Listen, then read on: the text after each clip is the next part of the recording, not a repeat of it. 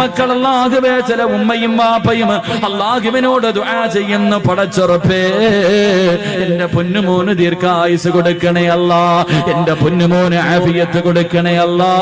രാവിലെ വീട്ടിൽ നിന്ന് ഇറങ്ങിപ്പോയ തന്റെ പൊന്നാര മകന് വീട്ടിലേക്ക് മടങ്ങി വരുന്നത് വരെ ഒരു സമാധാനമില്ലാതെ പടച്ചവനെ ഒന്നിരിക്കാൻ കഴിയാതെ ഉറക്കം വരാതെ മാതാപിതാക്കള് തന്റെ പൊന്നുമക്കളെ കാത്തിരിക്കുമ്പോ എന്റെ പ്രിയമുള്ളവരെ മറ്റൊരു ഭാഗം നോക്കുമ്പോ അല്ലാഹുവേ മാതാപിതാക്കള് പടച്ച റബ്ബിനോട് ചോദിക്കുന്നു, അല്ലാ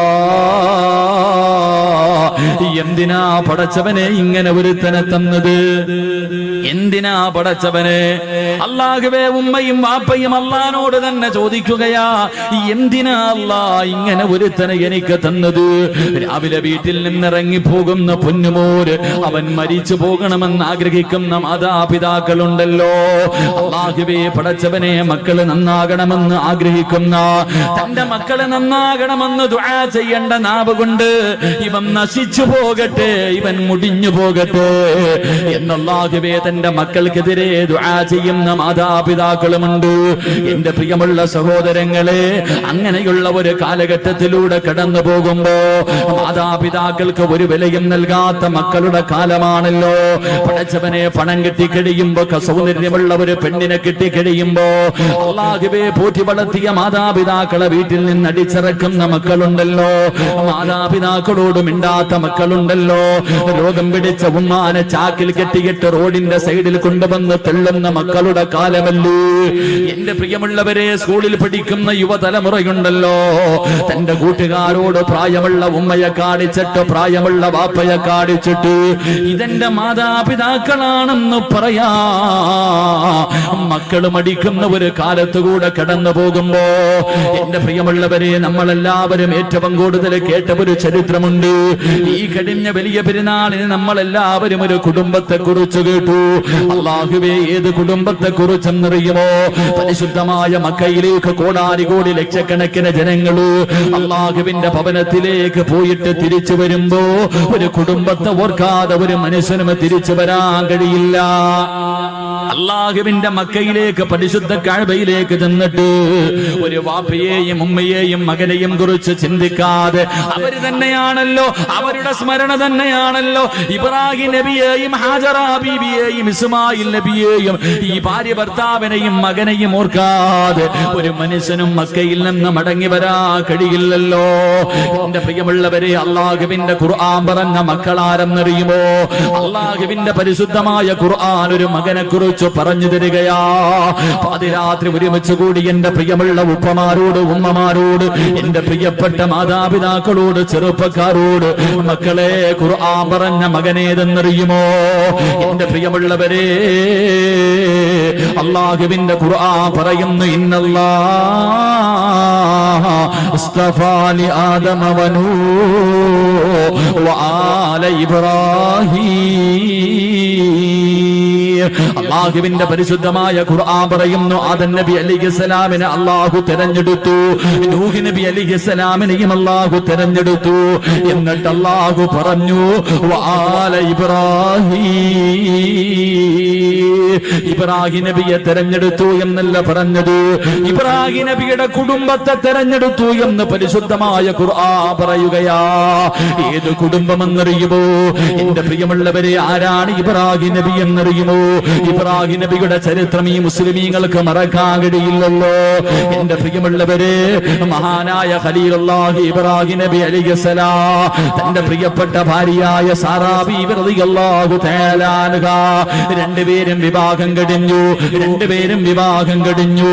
ഒരുപാട് നാളുകളായി മക്കളില്ല, രണ്ടുപേർക്കും പ്രായമായിരിക്കുകയാണ്.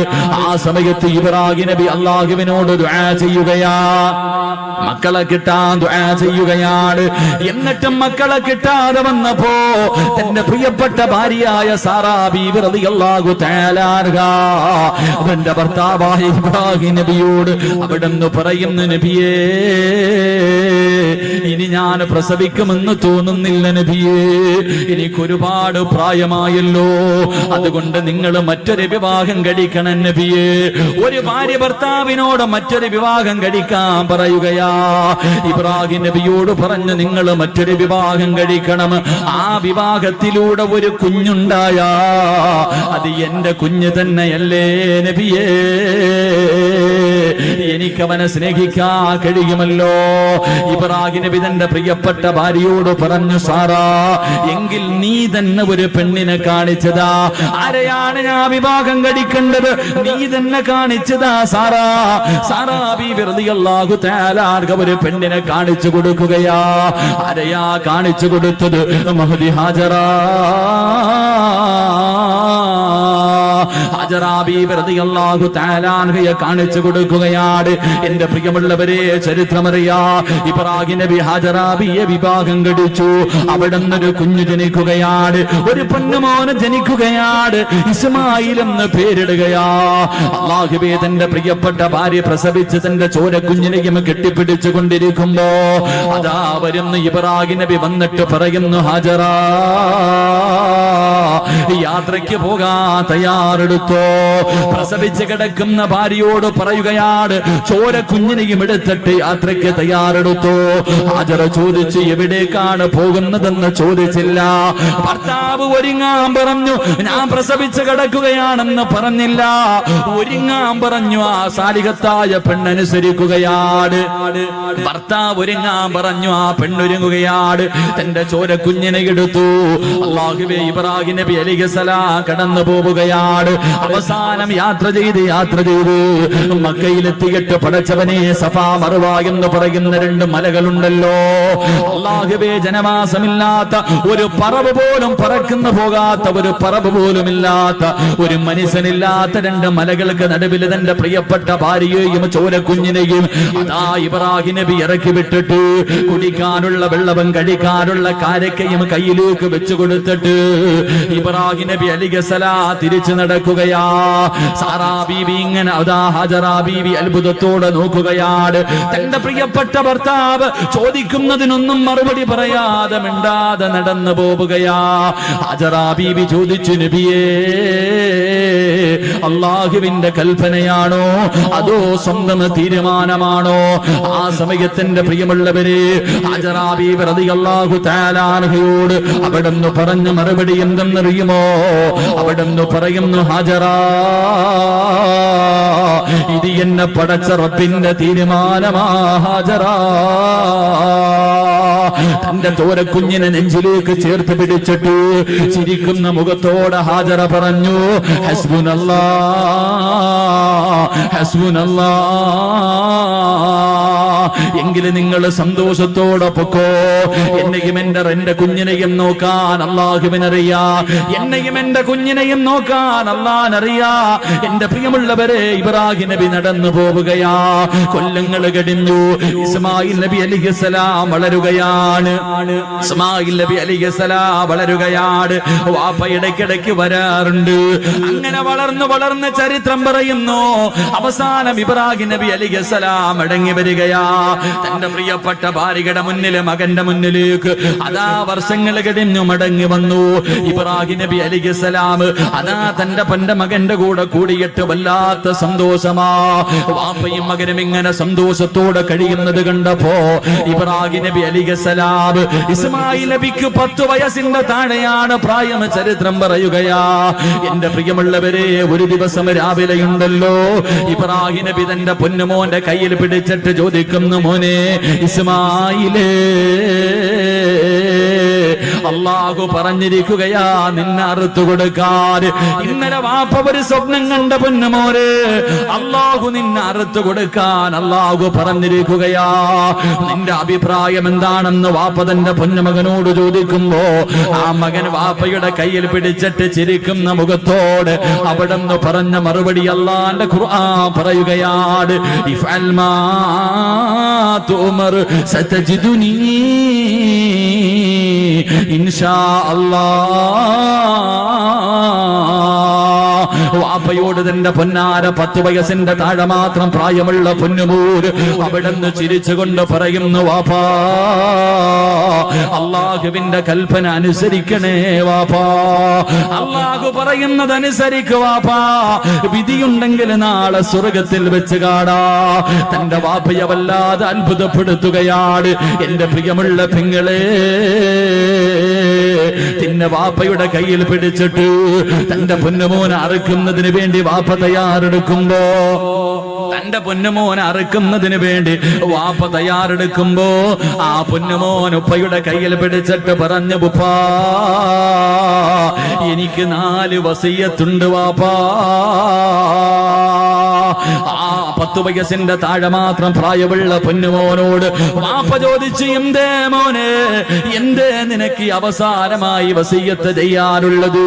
അവിടുന്ന് പൊന്നുമോൻ ഉപ്പാരോട് പറയുന്ന, ഉപ്പാ എന്നെ മലർത്തി കിടത്തിയിട്ട് കഴുത്തില് കത്തിവെച്ചറുക്കല്ലേ, എന്നെ കമഴ്ത്തി കിടത്തിയിട്ട് എന്റെ പിരടിയിലെ കത്തിവെച്ചറുക്കാൻ പാടുള്ളൂ. അത്ഭുതത്തോടെ ഇബ്രാഹിം നബി ചോദിച്ചു, മോനെ കാരണമെന്തേ? അവിടുന്ന് പറഞ്ഞു കൊടുത്തു, വാപ്പാ നിങ്ങളെ എനിക്ക് വല്ലാത്ത ഇഷ്ടമാ, എന്നെ നിങ്ങൾക്ക് വല്ലാത്ത ഇഷ്ടമാണ്. അറുക്കുന്നതിന് വേണ്ടി കഴുത്തിലേക്ക് കത്തികിടത്ത് വെക്കുമ്പോ എന്റെ മുഖമെങ്ങാനും കണ്ട നിങ്ങളെ കൊണ്ടറുക്കാ കഴിയില്ല വാപ്പാ, അല്ലാഹുവിന്റെ കൽപ്പന അനുസരിക്കാ കഴിയില്ല. അതുകൊണ്ട് എന്നെ കമഴ്ത്തി കിടത്തിയിട്ട് പിരടിയില് കത്തിവെച്ചറുക്കാൻ പാടുള്ളൂ. രണ്ടാമതായി പറഞ്ഞു കൊടുക്കുന്നു, വാപ്പാ എന്റെ കയ്യും കാലും കെട്ടിയിടണേ വാപ്പാ, എന്റെ കയ്യും കാലും കെട്ടിയിടണം. എന്തിനാ മോനെ, എന്തിനാ മോനെ? വാപ്പാ നിങ്ങൾ എന്റെ കഴുത്തില് കത്തിവെച്ചറക്കുമ്പോ എനിക്ക് വല്ലാതെ വേദനിക്കുമല്ലോ. എന്റെ കൈകാലുകൾ ഇട്ടടിച്ചാ ഉപ്പയുടെ കൈവിറയ്ക്കും ഉപ്പാ, നിങ്ങളെ കൊണ്ടറുക്കാൻ കഴിയില്ല. മൂന്നാമതായിട്ട് പറയുന്ന, ഉപ്പാ ഞാൻ ധരിച്ചിരിക്കുന്ന എന്റെ വസ്ത്രം എന്റെ ഉമ്മാനെ കാണിക്കല്ലേ, എന്റെ ഉമ്മാനെ സഹിക്കൂല, എന്റെ ഉമ്മാടെ മനസ്സ് വേദനിക്കും.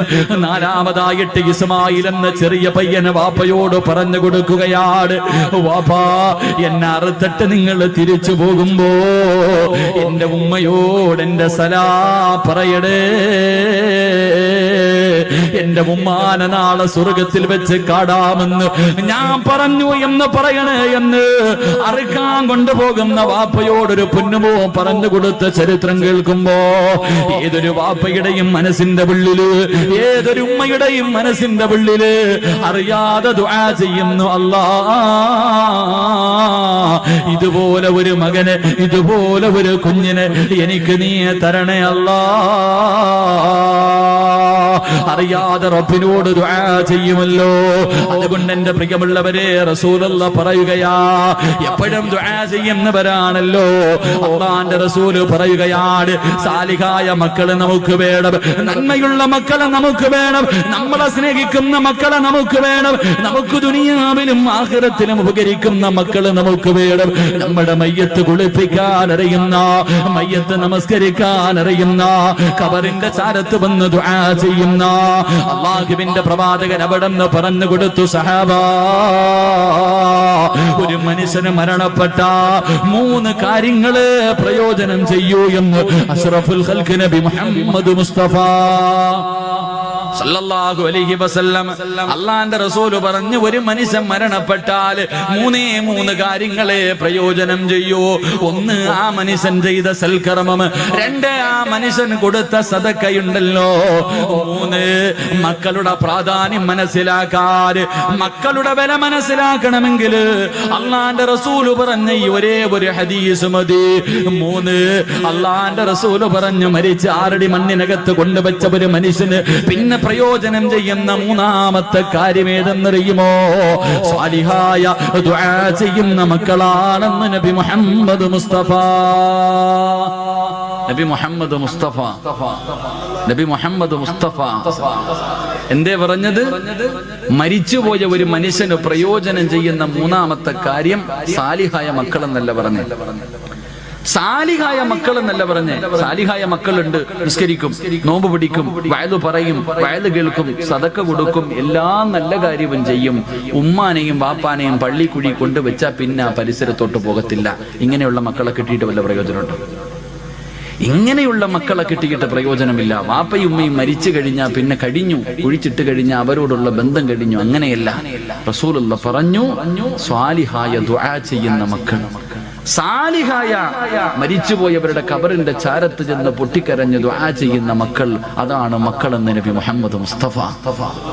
നബി മുഹമ്മദ് മുസ്തഫ അള്ളാഹു അങ്ങനെയുള്ള മക്കളിൽ എന്നെയും നിങ്ങളെയും ഉൾപ്പെടുത്തി അനുഗ്രഹിക്കുമാറാകട്ടെ. അള്ളാഹു അങ്ങനെയുള്ള മക്കളെ നമുക്ക് നൽകി അനുഗ്രഹിക്കുമാറാകട്ടെ. ആദ്യം അങ്ങനെയുള്ള മക്കളാകണം ഞാനും നിങ്ങൾ. ഇപ്പം ചോദിക്കും, നിങ്ങളൊക്കെ വളർന്നു, നിങ്ങൾക്ക് മക്കളായി, പക്ഷെ നിന്റെ ഉമ്മയ്ക്കും വാപ്പയ്ക്കും നീ എത്ര വളർന്നാലും മക്കൾ തന്നെയല്ലേ? എത്ര വളർന്നാലും നിന്റെ മാതാപിതാക്കൾക്ക് നീ മക്കളാ. അപ്പൊ നീയും നന്നാകണം, നിന്റെ മക്കളും നന്നാകണം. അള്ളാഹു നമ്മളെല്ലാവരെയും നന്നാക്കി തരുമാറാകട്ടെ. അള്ളാഹു നമ്മളൊക്കെ സാലിഹ്യങ്ങളിൽ പെടുത്തുമാറാകട്ടെ. സാലിഹായ മക്കളാകാൻ ആഗ്രഹമുള്ളവരെന്ന് കൈവക്കിക്കും. സാലിഹായ മക്കള് അൽഹംദുലില്ലാഹ്, പെണ്ണുങ്ങളൊന്നും പൊക്കൂല, വേറെ വല്ല കാര്യത്തിലും ഇപ്പൊ ചാടി കയറി എഴുന്നേറ്റ് നിന്നേ. നീ സാലിഹായ നിനക്കുള്ള, നീ ചെയ്ത നിന്റെ മക്കള് നിന്നോട് ചെയ്യും, നീ ചെയ്തില്ലേ നിന്റെ മക്കളും അത് തന്നെ കാണിക്കും. അള്ളാഹു നമ്മളൊക്കെ സാലിഹ്യങ്ങളിൽ പെടുത്തുമാറാകട്ടെ. സാലിഹായ മക്കളെ കിട്ടണമെങ്കിൽ വെറുതെ കിട്ടൂല. സാലിഹായ മക്കളെ കിട്ടണമെങ്കിൽ വെറുതെ കിട്ടൂല.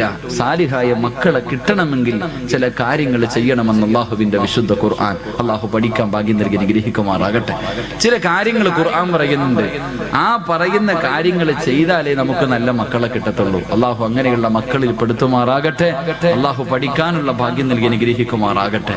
എന്റെ പ്രിയമുള്ള സഹോദരങ്ങളെ, സാലിഹായ മക്കളെ കിട്ടണമെങ്കിൽ ഒന്ന്, എല്ലാവരും നേരെ ഇരിക്കും. എല്ലാവരും നേരെ ഇരുന്നേ. ചെളിയിലായിരിക്കുന്നത്, കാല് പൊതയണ്ട. എല്ലാവരും നേരെ ഇരിക്കും. ഇങ്ങനെ ചാരി ഇരിക്കുമ്പോ ഉറക്കം വരും. ഇങ്ങനെ ചാരി ഇരിക്കുമ്പോ ശൈത്താൻ അടുത്ത് വന്നിട്ട് അളിയാ ഉറങ്ങടാന്ന് ഇങ്ങനെ തടകുക. ഓനിങ്ങനെ തടകി ഉറക്കാൻ നടക്കുക. ഓനിപ്പോ ഏറും കൊണ്ടിട്ട് വെറുതെ നടക്കുക. ഈ 28 ലക്ഷം ഹാജിമാരെങ്ങാണ്ട് ഈ വർഷമുണ്ട്. എല്ലാരും കൂടെ എറിഞ്ഞെറിഞ്ഞവന്റെ ഊപ്പാട് വന്നിരിക്കുക. എല്ലാരും കൂടെ പോയി കിടന്നിട്ട് ജംറയിലും അള്ളാഹു 7 കല്ല് വെച്ച് 21 കല്ല് ഒരു ദിവസം. എന്തോ ഏറെന്ന് പറഞ്ഞ ഓരോ മനുഷ്യന്റെ ഏറ്. ചില പാകിസ്ഥാനികളൊക്കെ ചെരുപ്പാ എറിയുന്ന ഊരിയിട്ട് ശൈത്താനെ. അതാ മനസ്സിലാക്കേണ്ടത്. ശൈത്താൻ ചിലരുടെ ഏറ് കാണുമ്പോ നമ്മൾ ഏറ്റവും കൂടുതൽ ഈ സെൽഫിയുടെ കാലമാണല്ലോ. ജംറയിൽ ഇങ്ങനെ കല്ലെറിയ, ശൈത്താനെ കല്ലെറിയുന്ന സമയത്ത് ഒരുത്തൻ ഒരു സെൽഫി, ശൈത്താനോടൊപ്പം ഒരു സെൽഫി പത്രത്തിലൊക്കെ ഉണ്ടായിരിക്കും. കല്ലെറിയുമ്പോഴും സെൽഫി. ഓനെ നോക്കിയിട്ട് ശൈത്താൻ ചിരിക്ക, എടാ നീ എന്നെ എറിയുന്നു, നീ നിന്നെ തന്നെ എറിയടാന്ന് ചിന്തിക്കണേ. അപ്പൊ അതുകൊണ്ട് ഇങ്ങനെയുള്ള സദസ്സിൽ വന്നിരുത്തിയിട്ട് നമ്മളെ ഉറക്കാൻ അവൻ പരിശ്രമിക്കും. ഉറങ്ങണ്ട, ഉറങ്ങാനൊരു ഭാഗ്യം വേണം. ഇല്ലേ ഉസ്താദ്, സ്വർഗത്തിരുന്ന് ഉറങ്ങാനൊരു യോഗം വേണ്ടേ? ശരി, അള്ളാഹു നമുക്ക് കയ്യുമാ നൽകി അനുഗ്രഹിക്കുമാറാകട്ടെ. അതുകൊണ്ട് സാലിഹായ മക്കളെ കിട്ടണമെങ്കിൽ ഒന്ന് ഖുർആൻ പറയാം. അള്ളാഹുവിന്റെ പരിശുദ്ധമായ ഖുർആൻ പറയുന്ന സ്വാലിഹായ മക്കളെ കിട്ടണമെങ്കിൽ ഒന്ന്. എന്റെ പ്രിയമുള്ള സഹോദരങ്ങളെ, ഒരു മനുഷ്യൻ ഒരു കൃഷി ചെയ്യാൻ തീരുമാനിച്ചു. കൃഷി ചെയ്യാൻ ഒരാള് തീരുമാനിക്കുമ്പോ ഇന്ന സ്ഥലത്ത് കൃഷി ചെയ്താൽ വിളവ് കിട്ടുമെന്ന് ഉറപ്പുള്ള സ്ഥലത്തല്ലേ കൃഷി ചെയ്യാറുള്ളൂ? ഇല്ലേ മനുഷ്യന്മാരെ പറ. ഇവിടെ കൃഷി ഇറക്കിയാൽ വിളവ് കിട്ടുമെന്ന് ഉറപ്പുള്ള സ്ഥലത്തെ ഒരാൾ കൃഷി ചെയ്യത്തുള്ളൂ. ഒരു കട, ഒരു സ്ഥാപനം തുടങ്ങിയാൽ ഇവിടെ കച്ചവടം ഉണ്ടാകും, ലാഭം ഉണ്ടാകാൻ സാധ്യതയുണ്ടെങ്കിൽ മാത്രമേ ഒരാൾ അവിടെ കടയിടാൻ പോകത്തുള്ളൂ. കടയിട്ടാൽ കച്ചവടം നടക്കൂല എന്ന് ഉറപ്പുള്ള സ്ഥലത്ത് ആരെങ്കിലും കൃഷി ഇറക്കോ അല്ലെങ്കിൽ കടയിടോ? ചെയ്യൂല. എങ്കിൽ അള്ളാഹുവിന്റെ പരിശുദ്ധമായ ഖുർആൻ പറയുകയാണ്, സ്വാലിഹായ മക്കളെ കിട്ടണമെങ്കിൽ ഒന്നാമതായി ഖുർആൻ പറയുകയാ, വൽ ബലദു തയ്യിബു യഖ്റുജു നബാതുഹു ബിഇദ്നി റബ്ബി വല്ലദീ ഖബസു ലഹാ യഖ്റുജു ഇല്ലാ നക്ദാ. വിവാഹം കഴിക്കാത്ത എന്റെ പ്രിയപ്പെട്ട ചെറുപ്പക്കാരെ നല്ലതുപോലെ കേൾക്കണേ.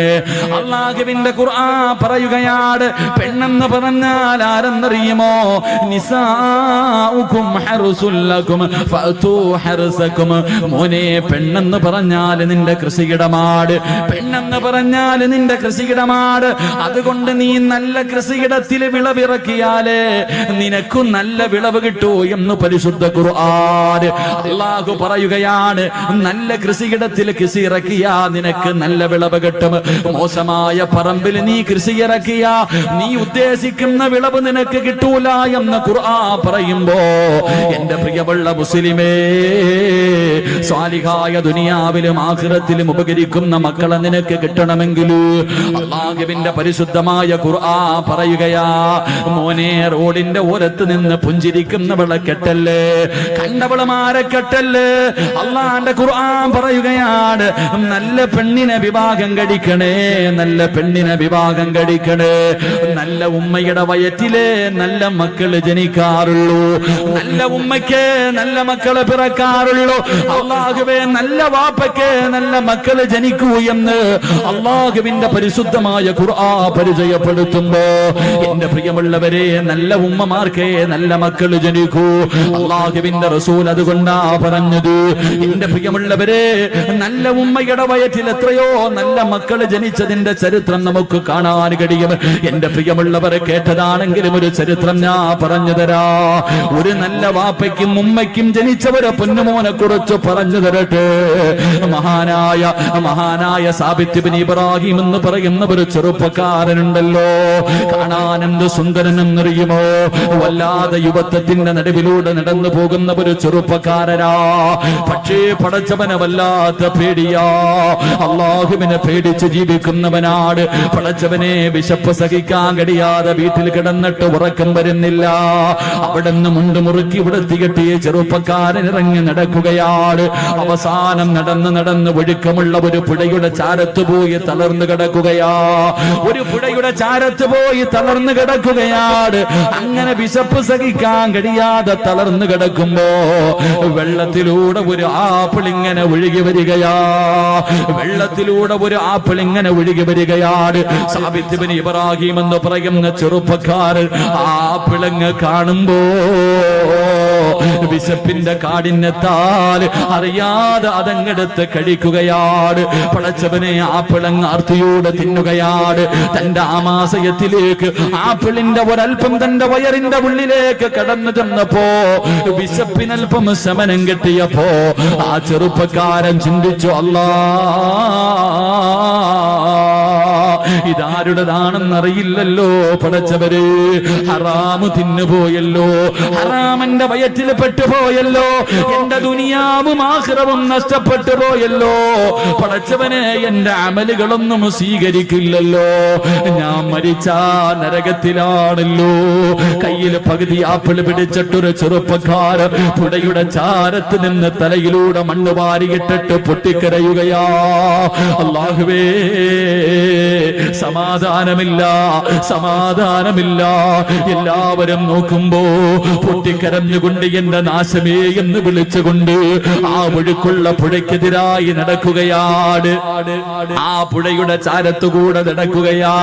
എല്ലാവരും അത്ഭുതത്തോടെ നോക്കുന്ന ഒരു പ്രാന്തനെ പോലെ, അതാ തലയ്ക്ക് ബോധമില്ലാത്തവരെ പോലെ പൊട്ടിക്കരഞ്ഞുകൊണ്ട് അല്ലാഹുവേ കരഞ്ഞുകൊണ്ട് പോവുകയാണ്. ഈ ചെറുപ്പക്കാരൻ കിലോമീറ്ററുകളോളം നടക്കുകയാ. അവസാനം ഒരു ആപ്പിള് തോട്ടം കണ്ടു. ആ തോട്ടത്തിൽ നിന്നാണ് ആപ്പിള് വെള്ളത്തിലേക്ക് വീണതെന്ന് മനസ്സിലാക്കി പൊട്ടിക്കരഞ്ഞുകൊണ്ട് തോട്ടത്തിനകത്തേക്ക് കടന്നു ചെല്ലുകയാ. ഒരു മനുഷ്യനകത്ത് നിൽക്കുന്നു, കരഞ്ഞുകൊണ്ട് പറഞ്ഞ്, എനിക്കൊന്ന് പൊരുത്തം തരുവോ, ഞാൻ അറിയാതെ വിശപ്പിന്റെ കാഠിന്യത്താൽ ഒരാപ്പിളിന്റെ പകുതി ഞാൻ കടിച്ചുപോയി. ആ വീടാ തോട്ടത്തിലിരിക്കുന്ന മനുഷ്യൻ പറയുന്നു, സാബിത്ത്, ഞാൻ ഇതിന്റെ മുതലാളിയല്ല, ഞാൻ ഇവിടത്തെ തൊഴിലാളിയാണ്. എന്റെ മുതലാളിയുടെ വീടെത്തണമെങ്കിൽ 3 ദിവസം രാപ്പകല് നടന്നാലേ എന്റെ യജമാനന്റെ വീട്ടിലെത്തൂ. സാബിത്ത് പറഞ്ഞു, 3 അല്ല 300 കൊല്ലം നടക്കേണ്ടി വന്നാൽ നടക്കാൻ ഞാൻ തയ്യാറാ. കാരണം എനിക്ക് റബ്ബിന്റെ മുന്നിൽ അല്ലാഹുവേ ഒരു പാപിയെ പോലെ നിൽക്കാൻ വയ്യ. അവസാനം യജമാനന്റെ വീട് പറഞ്ഞു കൊടുത്തു. അതാ നടക്കുകയാണ്. 3 ദിവസം രാവും പകലും നടന്നു. അവസാനം ആ തോട്ടത്തിന്റെ യജമാനന്റെ വീടിന്റെ മുന്നിലെത്തി. ഓടിച്ചെന്ന് പൊട്ടിക്കരഞ്ഞുകൊണ്ട് പറയുന്നു, എനിക്കൊന്ന് പൊരുത്തം തരുവോ? നിങ്ങളുടെ ആപ്പിൾ ഞാൻ കടിച്ചുപോയി, എനിക്കൊന്ന് പൊരുത്തം തരുവോ? ആ പ്രായമുള്ള മനുഷ്യൻ പറഞ്ഞു, സാബിത്തേ, നിന്റെ ആമാശയത്തിലേക്ക് കടന്നുപോയാ ആ പകുതി ആപ്പിളിന് ഞാൻ പൊരുത്തപ്പെട്ടു തരണമെങ്കിൽ എനിക്കൊരു കണ്ടീഷനുണ്ട്. എന്ത് കണ്ടീഷനും ഞാൻ തയ്യാറാണ്. സാബിത്ത് ചോദിച്ചു, എന്ത് കണ്ടീഷനാണ്? അവിടെന്ന് പറഞ്ഞു, എനിക്കൊരു പൊന്നുമോളുണ്ട്, അവളെ നീ വിവാഹം കഴിക്കണം. അവൾക്കാണെങ്കിൽ കണ്ണിന് കാഴ്ചയില്ല, അവൾക്ക് ചെവിക്ക് കേൾവിയില്ല, അവൾക്ക് നടക്കാൻ കാലില്ല, വികലാംഗയായ കാണാനടകില്ലാത്ത എന്റെ പൊന്നുമോളെ വിവാഹം കഴിച്ചാലേ നിനക്ക് പൊരുത്തം തരൂ എന്ന് പറയുമ്പോ പൊട്ടിക്കരഞ്ഞുകൊണ്ട് സാബിത്ത് പറഞ്ഞു, അല്ലാ, ഒരു കൊതുകിന്റെ ചിറകിന് പോലും വിലയില്ലാത്ത ദുനിയാവല്ലേ.